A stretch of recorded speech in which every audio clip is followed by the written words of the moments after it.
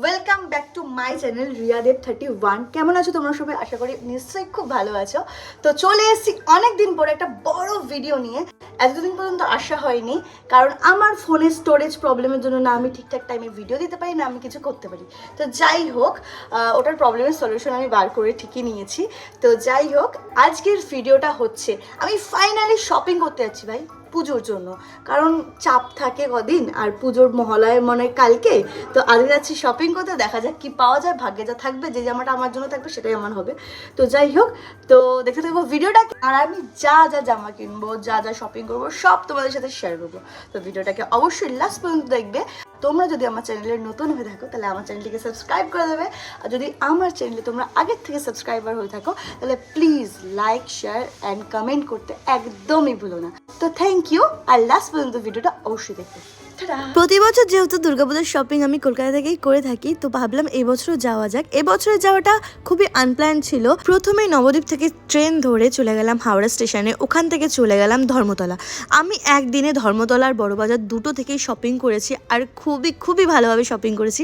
এটা shopping blog নাকি খাওয়া দাওয়ার ব্লগ তোমরা জানতো। প্ল্যানেটে ঢুকতেই দেখলাম এত সুন্দর সুন্দর টপ শুধুমাত্র 250 টাকায় পাওয়া যাচ্ছিল। এই বছর একটা জিনিস লক্ষ্য করলাম, আগের বছরের তুলনায় এই বছরের জিনিসপত্রের রেট অনেকটাই রিজনেবল। এটা বলার কারণ একটাই, কারণ গত 2 বছর ধরে স্প্ল্যানেটের মানুষজনের ব্যবহার খুবই বাজে হয়ে গেছিল। তার জন্য ইচ্ছাও ছিল না এবছর স্প্ল্যানেটে যাওয়ার, বাট ভাবলাম যে একবার দেখে আসি। আমাদের যেতে যেতে প্রায় অনেকটাই তাড়াতাড়ি হয়ে গেছিল, তাই ভাবলাম যে মার্কেটটা বসার আগে শপিং মল যেহেতু খুলে গেছিল তাই ওখান থেকে একটু ঘুরে আসলাম। গেছিলাম হচ্ছে সিটি বাজারে, ওখানে গিয়ে কিছু কালেকশন দেখলাম। দেখে এখানে যে ব্যাগগুলো তোমরা দেখছো ওগুলোর প্রাইস যেন কত, তাও মিনিমাম 300-র মতো। আর এখানে জুতোগুলোর প্রাইস 250।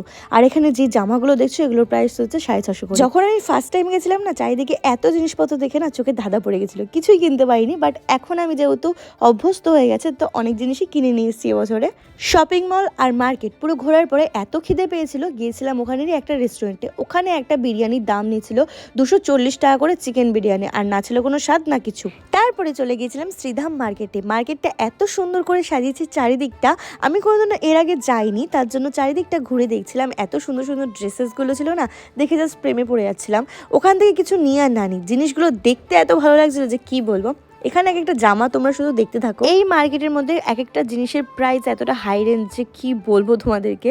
এর বাইরে গিয়ে অনেক সুন্দর সুন্দর ড্রেস, এরকমই ড্রেস আরো কম দামে পাওয়া। কিন্তু তোমরা একটা এক্সপিরিয়েন্স নেওয়ার জন্য অবশ্যই যেতে পারো। এত সুন্দর একটা প্লেস, মানে খুব সুন্দরভাবে সাজিয়েছে জায়গাটাকে। কিন্তু এত বড় বড় মাছ, ওয়াটারফল, আরে শপিং করি আর না করি একটু তো ঘুরে আসাই যায়।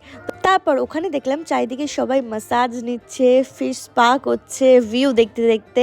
দেখো দুর্গামতির ঠিক সামনে এই মাসাজের জায়গাগুলো ছিল, আর চারিদিকে ছিল বিউটি পার্লার, ওগুলোরই সার্ভিস দিচ্ছিল এখানে। মার্কেটটা খুব ভালোভাবে ঘোরার পরে একটু ভিডিও নেওয়ার পরে ফটো তুলবো না, তারপর চলে গেছিলাম বড় বাজারে। ওখানে গিয়ে এত সুন্দর সুন্দর কালেকশন দেখবো আমি ভাবতে পারিনি। কারণ আমি ভাবছিলাম কি স্প্ল্যানেটে একটা গ্রাউন্ড দেখে এসেছিলাম, কিন্তু ভাবলাম যে ওটা যদি মিস করে যাই, বড় বাজারে যদি না পাই।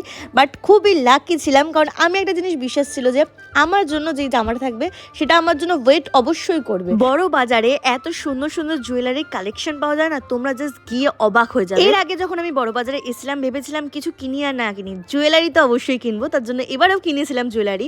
এই দেখো, এটা হচ্ছে সেই দোকানটা যেখান থেকে আমি আমার গ্রাউন্ডটাকে নিয়েছি। খুব সুন্দর, আমি তোমাদেরকে পরে ভ্লগে শেয়ার করবো গ্রাউন্ডটা। খুব সুন্দর জিনিস আর রিজনেবল প্রাইসে পাওয়া যায় এখানটায়। তারপরে জুয়েলারির দিকে চলে গেলাম। এত সুন্দর সুন্দর চুড়ির কালেকশন, মানে আমি এখন বলে বোঝাতে পারবো না, কারণ আমি এখনও দেখছি যখন এত ভালো লাগছে। আমি এই চুড়িগুলো জাস্ট কত করে জানো বলেছিল 250 টাকা করে। আমি যদি দাম দর করতাম আরো কমে যেত। আর এই দোকানটা থেকে নিয়েছিলাম আমি এডির কিছু জুয়েলারি। এত সুন্দর সুন্দর কালেকশন, তাও আবার ছিল আমার বাজেটের মধ্যে। তো আমার আগের বছর থেকে মন পছন্দ একটা হার আমার খুব পছন্দ ছিল, তো ওটা এখান থেকে এসে খুবই রিজনেবল প্রাইসে পেয়ে গেছিলাম। বাড়ি আসার সময় এত সুন্দর সুন্দর কালেকশন দেখে শুধু মন চাইছিল যে কিছু কিনি। অবশ্যই মনটাকে একদম কন্ট্রোলে করে রেখে জিনিসপত্র দেখতে দেখতে চলে আসলাম বাড়ির উদ্দেশ্যে। আসার আগে একটা রোল খেয়েছিলাম। এখানে রোলের দাম কত হাই, বাট ওখানে 35 টাকার পনির রোল পাওয়া যাচ্ছে।